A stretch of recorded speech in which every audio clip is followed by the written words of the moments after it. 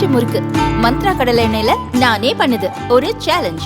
உங்களால இந்த மாதிரி முறுக்கு செய்ய முடியுமா? மந்த்ரா கடலை எண்ணெயில முறுக்கு செஞ்சு பாருங்க. ஓகே. வணக்கம். இந்து மக்கள் கட்சி சார்பில் வீரத்துறவி ஐயா ராமகோபால்ஜி அவர்களுடைய 4ஆம் ஆண்டு நினைவு தினத்தை இன்றைக்கு திருப்பூர் மாவட்ட தலைமையகத்திலே கடைபிடிக்கின்றோம். ஐயா வீரத்துறவி ராமகோபால்ஜி அவர்கள் இந்துக்களுக்காக வாதாட, போராட, பரிந்து பேச, குரல் கொடுக்க இந்து முன்னணி பேரியக்கத்தை உருவாக்கியவர். சிறுவயது முதலே RSS அந்த இயக்கத்திலே ஈடுபாடு கொண்டு 1942களிலே RSS முழுநேர ஊழியராக மாறி, அந்த காலத்திலேயே இன்ஜினியர் AME படித்தவர், சீர்காழியில் பிறந்தவர். தன்னுடைய படிப்பு மற்றும் வேலை நிமித்தமாக சென்னைக்கு வந்தவர். RSS பேரியக்கத்தோடு தொடர்பு ஏற்பட்டு பிரிவினை காலங்கள், இந்தியா பாகிஸ்தான் பிரிவினையின் போது கோடிக்கணக்கான இந்துக்கள் அகதிகளாக விரட்டி அடிக்கப்பட்டார்கள். அந்த அகதிகள் முகாம்களிலே சேவையாற்ற சென்றவர். இந்துக்கள் படும் துயரத்தை கண்டு RSSலே முழுநேர ஊழியராக பணியாற்ற வேண்டும் என்று சொல்லி தன்னுடைய வாழ்வை அர்ப்பணித்தவர். அவருடைய தலைமையிலே அந்த காலத்தில் மெட்ராஸ் ஸ்டேட், சென்னை மாகாணம், இந்த கேரளம், தமிழ்நாடு, கர்நாடகம், இதுக்கு எல்லாத்துக்குமே சென்னை, அந்த பகுதிக்கு RSS பொறுப்பாக இருந்து இந்த தென்னிந்தியாவிலே RSS பேர் இயக்கத்தை வளர்த்தியதிலே மிக பெரும் பங்கு வகித்தவர். மீனாட்சிபுரத்திலே நடைபெற்ற மதமாற்றம், அதை அகில இந்திய பிரச்சனையாக மாற்றி உருவாக்கினார். அதனைத் தொடர்ந்து கன்னியாகுமரி மாவட்டத்திலே மோசடி மதமாற்றத்தின் காரணமாக கிறிஸ்தவர்களின் எண்ணிக்கை அதிகரித்து மண்டைக்காடு திருக்கோவில் அந்த விழாவிலே கலவரம் செய்தார்கள். ஆகவே இந்துக்களுக்கான ஒரு இயக்கம் தேவை என்று சொல்லி தானலிங்க நாடார், ஐயா ரங்கசாமி தேவர் போன்ற மிகப்பெரிய ஆளுமைகளை வைத்து இந்து முன்னணி பேரியக்கத்தை நடத்தினார். 2 முறை தேச விரோதிகளால் தாக்கப்பட்டார்.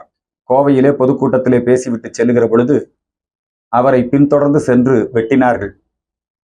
தலையிலே பலத்த காயம், உயிர் பிரிந்து விடுமோ என்கிற அந்த நிலையிலும் கூட அஞ்சாமல் தொடர்ந்து பணியாற்றினார்.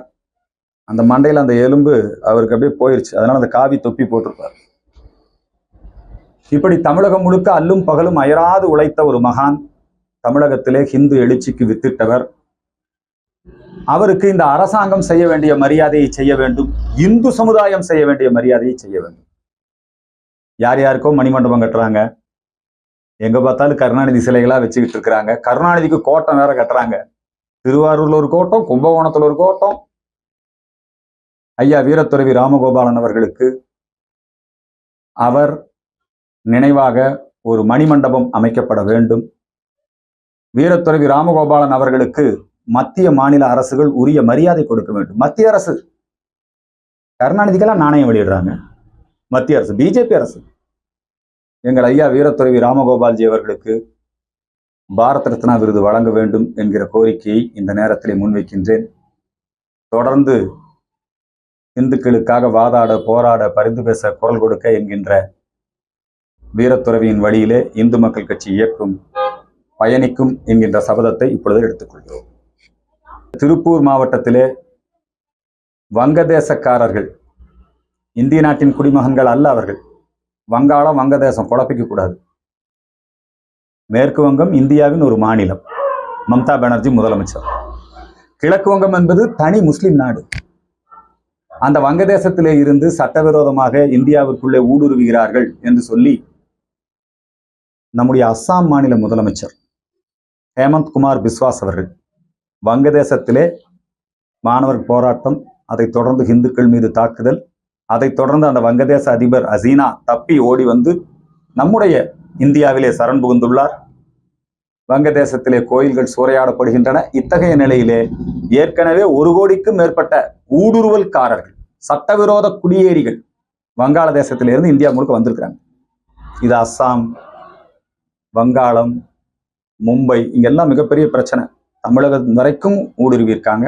அதில் குறிப்பாக திருப்பூர் இந்த பகுதியில் நேற்றைய முன்தினம் 6 பேர் கைது செய்யப்பட்டிருக்காங்கன்னு நினைக்கிறேன். வங்கதேச ஊடுருவல்காரர்கள். என்ன ஒரு வருந்தத்தக்க ஒரு சூழ்நிலை என்ன அப்படின்னா, திருத்திக் கொள்ளணும் நம்முடைய அரசாங்கம்.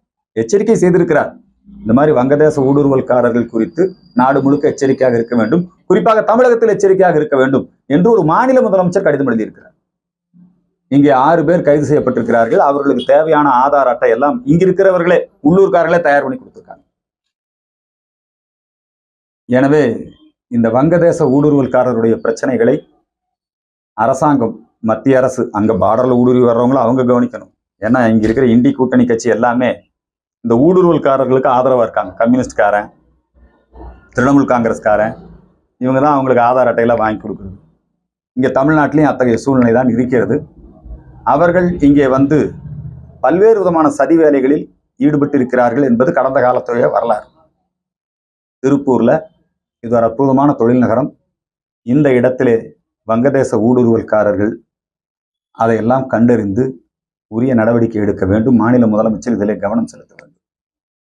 அடுத்த விஷயம், நம்முடைய தமிழகத்திலே தொடர்ந்து RSS நூற்றாண்டு விழா கண்ட இயக்கம், இந்த இயக்கத்தினுடைய பேரணிக்கு, அணிவகுப்பு ஊர்வலத்திற்கு திராவிட மாடல் திமுக அரசு அவங்க பொறுப்பேற்றுக் கொண்ட காலத்திலிருந்து, இதுக்கு முன்னாடி கருணாநிதி காலத்திலையும் RSS பேரணி நடந்திருக்குது, ஜெயலலிதா அம்மா காலத்திலையும் நடந்திருக்குது, நேரு காலத்திலையும் நடந்திருக்குது.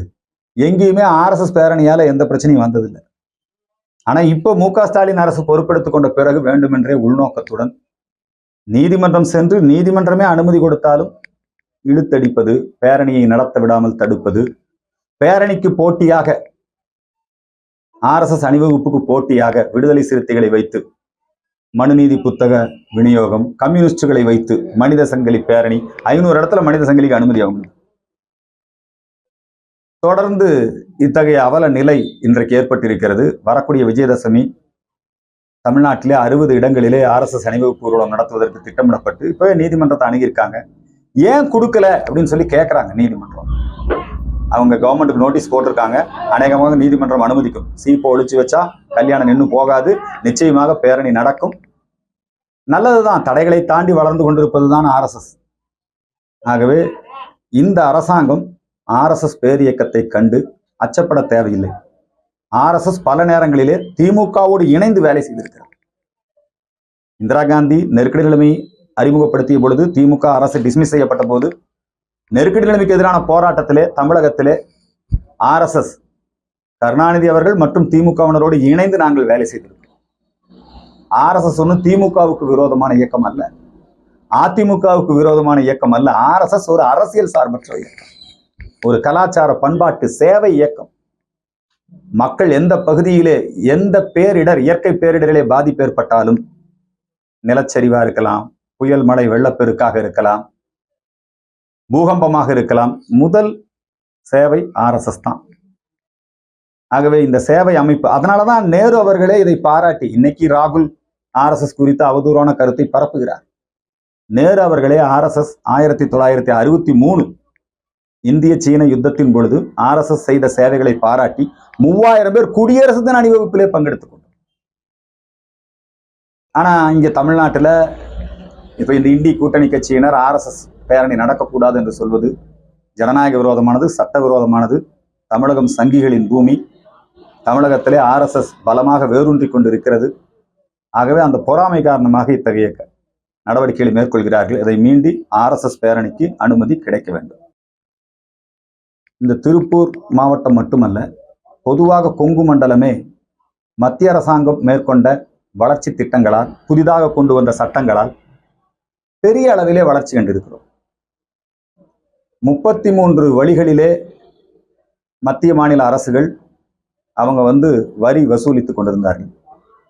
கமர்ஷியல் டேக்ஸ், சேல் டேக்ஸ், வாட்டு, என்னங்க, ஒரு மாவட்டம் விட்டு ஒரு மாவட்டம் தோண்டணும்னா அங்க ஒரு வருமான வரித்துறை அல்லது வணிக வரித்துறை அலுவலகம் இருக்கும். ஒரு மாநிலத்தை விட்டு ஒரு மாநிலம் போகணும்னா இப்படிலாம் இருந்தது. இன்னைக்கு திருப்பூர்ல உற்பத்தி செய்யக்கூடிய ஒரு பனியன் இங்கிருந்து காஷ்மீர் வரைக்கும் போய் மார்க்கெட் பண்ணலாம். இங்கே உற்பத்தி செய்யக்கூடிய எந்த ஒரு விவசாயி விளைவிக்கக்கூடிய பொருள் காஷ்மீர் வரைக்கும் போகலாம். ஒரே இடத்துல வரி செலுத்தினா போதும். ஒரே நாடு ஒரே வரி, அதான் GST, goods and service tax. சரக்கு மற்றும் சேவை வரி. ஒரு இடத்திலே வரி செலுத்தினால் போதும். வரி செலுத்தும் முறை எளிமையானது. 20 லட்சம் ரூபாய் வரை பண பரிவர்த்தனை இருப்பவர்கள் அந்த வரி செலுத்தவே வேண்டியதில்லை. அவங்களுக்கு வரி விலக்கு. அப்பத்தா சுடுகின்ற அப்பளத்துக்கு வரி விலக்கு, ரோட்ல வச்சிருக்கிற இட்லி கடைக்கு வரி விலக்கு. 20 லட்ச ரூபா பனியனே ரோட்ல போட்டு வித்தாங்கன்னா 20 லட்ச ரூபா வரைக்கும் தான் வரி கட்ட வேண்டியதில்லை. 40 லட்ச ரூபா வரைக்கும் அவங்க கணக்கு காட்டினா போதும், அப்பவும் வரி விதிப்பு கிடையாது. 40 லட்ச ரூபாய்க்கு மேலதான் வரி விதிப்பு. அதன் காரணமாகத்தான் கடந்த ஆண்டுகளிலே வரி செலுத்துவோர் எண்ணிக்கை அதிகமானது, ஜிஎஸ்டி வரி வருவாய் அதிகரித்தது. அதன் காரணமாக பல வளர்ச்சி திட்டங்களை செய்ய முடிந்தது. அதே மாதிரி ஒன் நேஷன் ஒன் ரேஷன், ஒரே நாடு ஒரே உணவு, மக்களுக்கெல்லாம் ஆரோக்கியமான உணவு, நல்ல உணவு கொடுக்கணும்னு சொல்லி ஒன் நேஷன், உங்க ரேஷன் கடையில நீங்க கொடுக்கக்கூடிய அல்லது உங்களுக்கு கிடைக்கக்கூடிய பொருளை நீங்க திருப்பூர்ல புலம் பெயர் தொழிலாளர் அதிகம். சென்னையிலிருந்து இங்க வேலைக்கு வருவான், தென் மாவட்டத்துல இங்க வேலைக்கு வருவான். அவன் வீட்டுக்கு போனானா அங்க இருக்கிற ரேஷன் கடையில வாங்கிக்கலாம் ஸ்மார்ட் கார்டு. இந்த ஒன் நேஷன் ஒன் ரேஷன் திட்டம் கொரோனா காலத்திலும் சரி இப்பொழுதும் சரி மிகப்பெரிய வெற்றியை தந்திருக்கிறது. 80 லட்சம் மக்களுக்கு, மன்னிக்கணும் 80 கோடி மக்களுக்கு இலவசமாக உணவு தானியங்கள் இந்த ஒன் நேஷன் ஒன் ரேஷன் திட்டத்தின் மூலமாக விநியோகிக்கப்படுகிறது. வறுமை விரட்டி அடிக்கப்பட்டிருக்கிறது. One nation one ration, one nation one tax, அடுத்தது ஒன் நேஷன் ஒன் எலெக்ஷன், ஒரே நாடு ஒரே தேர்தல். இந்த சட்டம் இப்பொழுது வரப்போகிறது. எல்லாம் கண்ணை மூடிட்டு எதிர்க்கிறான். இதுல என்ன நல்லது கேட்டது, இதுல திருத்தம் வேணும்னு பார்லிமெண்ட் குழுவுக்கு அனுப்பிச்சிருக்கிறோம். அதுல ஏதாவது திருத்தம் வேணும்னா சொல்லுங்க. ஒன் நேஷன் ஒன் எலெக்ஷன் என்கின்ற ஒரே நாடு ஒரே தேர்தல் என்கிற இந்த திட்டத்தை எதிர்க்க வேண்டிய அவசியம் என்ன? சிக்கன நடவடிக்கை, பொருள் செலவு குறையும். 60,000 கோடி 70,000 கோடி செலவாகுது, அது மிச்சமாகும். எப்ப பார்த்தாலும் தேர்தல், ஏதோ ஒரு இடத்துல ஒண்ணு இடைத்தேர்தல், இல்ல ஏதோ ஒரு மாநில தேர்தல், ஏதோ ஒரு தேர்தல் நடந்துகிட்டே இருக்கும். அதை மாறி ஒரே நேரத்தில் தேர்தல் நடத்துவதன் மூலமாக மக்கள் நல திட்டங்கள் எதுவும் நிறுத்தி வைக்கப்படாது. தேர்தல் முறைகேடுகள் குறையும். இதுல ஏதாவது திருத்தங்கள் வேணா நீங்க சொல்லுங்கன்னு சொல்லியிருக்கோம். அந்த மசோதா வரப்போகிறது. இப்படி நரேந்திர மோடியினுடைய ஆட்சியிலே கொங்கு மண்டலம் மட்டுமல்ல, நாடு முழுக்க மிகப்பெரிய பயனை அடைந்திருக்கிறார்கள். வேண்டுமென்றே உள்நோக்கத்தோடு இத்தகைய திட்டங்களை எல்லாம் எதிர்த்து அவதூறு பிரச்சாரம் செய்து இதை தடுத்து விட வேண்டும் என்று நினைக்கின்றார்கள். இன்றைக்கு மோடியினுடைய திட்டங்கள் செயல்பட துவங்கி இருக்கின்றன. அதற்கான வரவேற்பு மக்களிடையே காணப்படுகிறது. அதுக்கு அடுத்த விஷயம், மாடல் ஆட்சி, அது சாராய ஆட்சி தான். எடப்பாடி இருந்த வரைக்கும், ஜெயலலிதா அம்மா இருந்த வரைக்கும் கள்ளச்சாராய சாவு கிடையாது. இவங்க வந்த உடனே கள்ளச்சாராயம், மரக்காணத்துல கள்ளச்சாராயம் நமக்கு தெரிஞ்சது, கள்ளக்குறிச்சியில கள்ளச்சாராய மரணம். இவங்க சாராய உற்பத்தி பண்றது இவங்க, மதுவிலக்கு சாராய கடையை திறந்தது இவங்க, டாஸ்மாக் கடையை உருவாக்குனது இவங்க, விற்கிறது இவங்க. ஒவ்வொரு மாதமும் குடிகாரர்களின் எண்ணிக்கையை அதிகரித்துக் கொண்டிருப்பது இவங்க. மாநில அரசு பட்டியல் இருக்குது. ஆனா வேண்டுமென்றே பிள்ளையும் கிள்ளி விட்டு தொட்டிலையும் ஆட்டுற மாதிரி திருமாவளவனை வச்சு மது ஒழிப்பு மாநாடு, அந்த மது ஒழிப்பு மாநாட்டில் திமுகவே பங்கெடுத்துக் கொள்வது யாரை ஏமாற்றுவதற்கு? வருகின்ற அக்டோபர் 2 காந்தியடிகளுடைய பிறந்த நாள். அந்த நாளிலே தமிழகம் முழுக்க திருமாவளவன் நடத்துகின்ற போலி மது ஒழிப்பு மாநாட்டை கண்டித்தும் தமிழகத்திலே பூரண மதுவிலக்கை அமுல்படுத்த வேண்டும் என்பதை வலியுறுத்தியும் இந்து மக்கள் கட்சியின் சார்பில் நிகழ்ச்சிகள் நடைபெறும் என்பதை இந்த நேரத்திலே தெரிவித்துக் கொள்கிறேன். வாரிசு அரசியல், ஊழல் அரசியல், குடும்ப அரசியலுக்கு உதாரணம் அதான் இப்ப துணை முதலமைச்சர் ஆக்கியிருக்கிறாங்க. அவருக்கு வாழ்த்துக்கள். ஸ்டாலினோட கம்பேர் பண்ற போது உதயநிதி கொஞ்சம் நல்லா படிச்சவர் தான், அவருக்கு வாழ்த்துக்கள். எழுதி கொடுத்தா தப்பெல்லாம் படிக்கிறாரோ அவரு, இல்ல அவரும் கணக்கெல்லாம் மாற்றி சொல்லுவாரோ தெரியல. செந்தில் பாலாஜி மீண்டும் மந்திரியாக்கி இருப்பதுங்கிறது இதை விட ஒரு கேவலமான செயல் உலகத்துல வேற எதுவும் கிடையாது. இவர் மந்திரியா இருக்கிறாரு, கண்டிஷன் பேர்ல கையெழுத்து போட போறாரு. இதை விட அந்த மந்திரி பதவிக்கான அவமானம் வேற ஏதாவது உண்டா? இவங்களே மந்திரியா இருப்பாங்க, இவங்களுக்கே போலீஸ் பாதுகாப்பு இருக்கும், இவங்களே குற்றமும் செஞ்சிருக்கிறாங்க, இவங்களை அந்த போலீஸ் தான் விசாரிக்கணும், அந்த நீதிமன்றம் தான் விசாரிக்கணும். இது எந்த ஊர்ல இந்த மாதிரி ஒரு அநியாயம் நடக்கும்? வெக்கமே இல்லாம மறுபடியும் மந்திரி ஆக்கிட்டாங்க. ஏற்கனவே பொன்முடி 3 ஆண்டுக்கு தண்டனை பெற்றவர், அவர் மந்திரியா இருக்கிறாரு. இந்த மந்திரி சபையை ஊழல் மந்திரி சபை. லஞ்சம் ஊழல் அங்கிங்கனாதபடி எங்கெங்கும் இருக்கிறது. இன்னும் 1.5 வருஷம் தான் இருக்குது. எந்தெந்த துறையிலெல்லாம் வருவாய் வருமோ எல்லாம் சொல்றாங்க. எப்படி இருந்தாலும் வரக்கூடிய தேர்தலில் நாங்க தான். செந்தில் பாலாஜி வெளியே வந்துட்டாரு. தேர்தலை இனிமேல் அவர் பார்த்துக்குவாரு. யார் சொல்றாரு? முத்துசாமி சொல்றாரு. அமைச்சர் முத்துசாமி சொல்றாரு இல்லைங்களா? அப்ப எந்த அளவுக்கு இவங்க ஜனநாயகத்தை பணநாயகமாக மாற்ற இப்பொழுதிருந்தே சதித்திட்டம் தீட்டிக் கொண்டிருக்கிறார்கள் என்பது உங்களுக்கு தெரியும். தமிழகத்திலே சட்டம் ஒழுங்கு மிகவும் மோசமான நிலையில் இருக்கிறது. பெண்கள் குழந்தைகள் தினசரி கூட்டு பாலியல் பலாத்காரம் ஓரத்தநாடு பகுதியில் பட்டியலின சிறுமி. எந்த ஊடகங்களும் இதெல்லாம் வெளியே விடுறதே இல்லை. பெண்களுக்கு எதிரான கொடுமைகள் தினசரி, குழந்தைகளுக்கு எதிரான கொடுமைகள், கொலைகள் தினசரி எத்தனை கொலைகள் நடக்குது? கொலைப்பட்டியல் தான் வெளியிடணும். பட்டியலின மக்களுக்கு எதிரான தீண்டாமை இழிவுகள் அதிகரித்துக் கொண்டே இருக்கிறது. எனவே இந்த ஆட்சிக்கு மாற்றம் மக்கள் எதிர்பார்க்கிறார்கள். ஆனா இந்த ஆட்சியை மாற்றணும் அப்படின்னு நினைக்கக்கூடியவங்க எல்லாருமே ஒவ்வொருத்தரும் ஒவ்வொரு அணியா இருக்கிறாங்க. இந்த எதிர்கட்சிகள்லாம் பிரிந்து இருக்கிறது. இந்த அராஜக ஆட்சிக்கு அது ஒரு சாதகமான சூழல் இருக்கிறது. எல்லோரும் ஒன்றிணைய வேண்டும். மக்கள் பெரும் துன்பத்திலும் துயரத்திலும் இருக்கிறார்கள். திராவிட மாடலிலே இருந்து இந்த மக்களை விடுவிக்க வேண்டும். மீண்டும் பெருந்தலைவர் காமராஜர் அவருடைய தேசிய மாடல் நரேந்திர மோடியினுடைய ஆட்சி இங்கே வர வேண்டும். அதற்கு இந்து மக்கள் கட்சி அல்லும் பகலும் அயராது உழைக்கும். நம்முடைய பண்டிகை காலங்கள் நவராத்திரி விழா துவங்கிவிட்டது. இந்த புரட்டாசி மாசம் வந்தாலே தீக்காக்காரன் பூரா கிளம்பிடுவான் மாட்டுக்கறி தின்னு. இந்துக்கள் எதையெல்லாம் புனிதமாக நினைக்கிறாங்களோ அதையெல்லாம் அவமானப்படுத்துவதுதான் இவர்கள் வேலையாக இருக்கிறது. இப்போ திருப்பதி லட்டு விவகாரத்திலே எனக்கு உண்மையிலே ரொம்ப சந்தோஷமா இருக்கு. எல்லா அரசியல் கட்சியுமே திருப்பதி லட்டினுடைய மகிமையை காப்பதற்கு எல்லோருமே முயற்சிக்கிறார்கள். இந்த குற்றச்சாட்டை சொன்ன சந்திரபாபு நாயுடு யார் மேல் குற்றச்சாட்டு சொன்னாரு? ஜெகன். அந்த ஜெகனை நான் எல்லா கோயிலையும் பூஜை பண்றேன் அப்படிங்கிறார். ராகுல் கடிதம் எழுதுறாரு, திருப்பதி லட்டின் மகிமை பாதுகாக்கப்பட வேண்டும். பாட்டாளி மக்கள் கட்சி அவங்க சொல்றாங்க, திண்டுக்கல்ல சேர்ந்த ஏஆர் ஃபுட்ஸ் நிறுவனம் டைரி நிறுவனம் தான் இந்த நெய் கலப்பட நெய்யை கொடுத்தது, அது மேல நடவடிக்கை எடுக்க வேண்டும் பாட்டாளி மக்கள் கட்சி சொல்றாங்க. இன்னும் திமுக இதை பற்றி ஒன்றும் கருத்து சொல்லல. ஆனா திமுக ஐடி விங்கில் இருக்கிற ஒரு சிலர் மட்டும் வேண்டுமென்றே லட்டு பிரசாதம் குறித்து கேலியும் கிண்டலும் பண்ணி செய்கிறாங்க. இந்த கேலியும் கிண்டலும் பண்ணவங்களா ஏற்கனவே பவன் கல்யாண் எச்சரிச்சிட்டாரு. அவர் பொதுவாக சொன்னார், லட்டு பிரசாதத்தை கேலி பண்ணாதீங்கன்னு. உடனே கார்த்தி தானா போய் மன்னிப்பு கேட்டார். இவரா போய் மன்னிப்பு கேட்டார். பிரகாஷ்ராஜ் ஒரு கிறிஸ்தவர், அவர் எப்பவுமே அப்படி பேசிட்டு இருக்கிறவர். ஆனா இன்னைக்கு எல்லோருமே இந்த லட்டு பிரசாத மகிமை அதை பாதுகாக்க வேண்டும் என்கிற கருத்திலே எல்லாரும் உறுதியாக இருக்கிறார்கள். இந்த மாற்றம் ஒரு வரவேற்கத்தக்க மாற்றமாக நான் பார்க்கிறேன். நீங்க தான் கேள்வி இருந்தார். விஜயோட மாநாடு நடிகர் ஜோசப் விஜய் அவர்களுடைய மாநாடு வெற்றி பெற வேண்டும். அவர் களத்திற்கு வர வேண்டும். தன்னுடைய கொள்கை என்ன, கோட்பாடு என்ன, இதெல்லாம் சொல்லணும். நான் ஜோசப் விஜய் அவர்களுடைய அரசியல் வருகையை வரவேற்று கொண்டுதான் இருக்கிறேன். வர்றதுக்கு விடமாட்டான் திமுக தான். எத்தனையோ நிபந்தனை வச்சாங்க. அந்த நிபந்தனையை வச்சு அதையெல்லாம் ஏத்துக்கிட்டு தான் போறாங்க. திமுக மாநாடு எந்த நிபந்தனை விதிக்கிறாங்க திமுக மாநாட்டுக்கு? ஆனா விஜய் மாநாட்டுக்கு மட்டும் நிபந்தனை எல்லாம் விதிக்கிறாங்க. ஆனா விஜய் இந்த ஈவேரா நினைவிடம் சென்று அவர் மரியாதை செய்தது, அதே போல அவர் இந்தியாவை ஒன்றியம் என்று அழைப்பது, திமுகவினுடைய ஊதுகுழலாக செயல்படுவது, இதையெல்லாம் இந்து மக்கள் கட்சி தொடர்ந்து விமர்சனம் செய்யும். கிறிப்டோ கிறிஸ்தவர்கள் அரசியலை கைப்பற்ற வேண்டும் என்று தொடர்ந்து முயற்சித்துக் கொண்டிருக்கிறார்கள். ஏற்கனவே திமுகவை கிறிஸ்தவர்கள் கைப்பற்றி விட்டார்கள். கருணாநிதியை யாரும் மதமாற்ற முடியாது,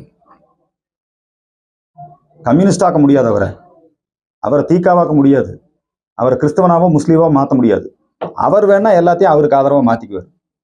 அப்பேற்பட்ட கருணாநிதி குடும்பத்திலேயே மதமாற்றம் பண்ணிட்டாங்க. கருணாநிதி பேரன் உதயநிதி அவர் போய் நான் ஒரு பொண்ணை கல்யாணம் பண்ணிட்டேன் அதனால மதம் மாறிட்டாங்க. சங்கிகள் வயிறு எரியட்டும்னு அவரே அந்த மேடையில் சொல்றாரு, நான் மதம் மாறிட்டேன், நான் கிறிஸ்தவன் பெருமையா சொல்றேங்கிற. நான் அவருக்கு வேண்டுகோள் வைக்கிறேன், இந்த மதமாற்றம் ஒரு அபாயம். மதமாற்றம் பகுத்தறிவு கொள்கைகளுக்கு விரோதமானது. புரியுதுங்களா? இளையராஜா வீட்டுல மதமாற்றம் நடந்திருக்கு. இவர்களெல்லாம் தாய் மதம் திரும்ப வேண்டும் என்கிற வேண்டுகோளை இந்த நேரத்திலே முன்வைக்கிறேன்.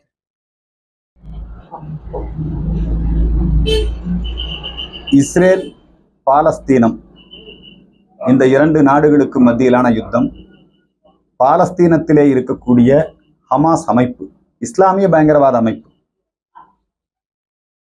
யூதர்களை, இஸ்ரேலிய குடிமக்களை 1500 பேரை பணய கைதிகளாக, பெண்கள் குழந்தைகளை பிடித்து சென்று அடைத்து வைத்தார்கள். அதன் காரணமாக பணய கைதிகளை மீட்பதற்காக இஸ்ரேல் யுத்தத்தை துவங்கியது. ஒரு வழியா காசால ஹமாஸ் இயக்கத்தை, அதனுடைய முக்கியமான தலைவர்களை, அதன் அலுவலகத்தை எல்லாம், அவங்க அந்த சுரங்க அறைகளை எல்லாம் கூட குண்டு வீசி தகர்த்து விட்டார்கள். இந்த ஹமாஸ் இயக்கத்துக்கு ஆதரவா இப்ப ஹிஸ்புல்லா, அவங்க லெபனான்ல இருக்கிறாங்க. அந்த ஹிஸ்புல்லா இயக்கத்தின் மீதும் ஏவுகணைகளை ஏவி அந்த இயக்கத்தினுடைய அலுவலகம், வீடு, அந்த தலைவரே கொல்லப்பட்டு விட்டார். அதே மாதிரி ஹவுத்தி என்று சொல்லக்கூடிய கடற்கொள்ளையர்கள், இஸ்லாமிய பயங்கரவாத இயக்கம், அந்த இயக்கத்தின் மீதும் மிகப்பெரிய தாக்குதலை இஸ்ரேல் நடத்தி வருகிறது. திரு நெத்தன்யாகு, நம்முடைய இஸ்ரேல் அந்த நாட்டினுடைய பெஞ்சமின் நெத்தன்யாகு, அவர் இந்த தாக்குதலை வெற்றிகரமாக, எங்க நாட்டு குடிமக்களை பிடிச்சிட்டு போனவங்கள நாங்க திரும்ப மீட்கும் வரை இந்த போர் நிற்காது, இந்த பயங்கரவாதம், இந்த ஜிகாத், இந்த நடவடிக்கைகளை முறியடிக்கும் வரை இந்த போர் தொடரும் என்று சொல்லி தொடர்ந்து செய்து கொண்டிருக்கிறார். இந்த கொல்லப்பட்ட ஹிஸ்புல்லா அந்த தீவிரவாத இயக்கத்தினுடைய தலைவருக்கு இந்தியாவில் எங்க பார்த்தாலும் அஞ்சலி, குறிப்பா இந்தி கூட்டணி கட்சிகள், இந்தி கூட்டணி கட்சிகள் துணையோடு இஸ்லாமிய வகுப்புவாத அமைப்புகள் அவருடைய படத்தை எல்லாம் வச்சு அஞ்சலி செலுத்திட்டு இருக்காங்க. அங்க செத்து போனதுக்கு இங்க எதுக்கு பண்ணி பண்ற? இது ஒரு தவறான முன்னுதாரணம். அவங்க அங்க இறந்து போன அவங்களை எல்லாம் சகித்துகள்னு சொல்லி அதுக்காக இங்க நிகழ்ச்சி நடத்தினா இந்து மக்கள் கட்சி சார்பிலே இஸ்ரேலை ஆதரித்து, ஏன்னா இஸ்ரேல் நமக்கு நட்பு நாடு, பயங்கரவாத எதிர்ப்பிலும் இந்தியாவிற்கு பாதுகாப்பு கொடுப்பதிலும் இஸ்ரேல் உறுதியாக இருக்கிறது.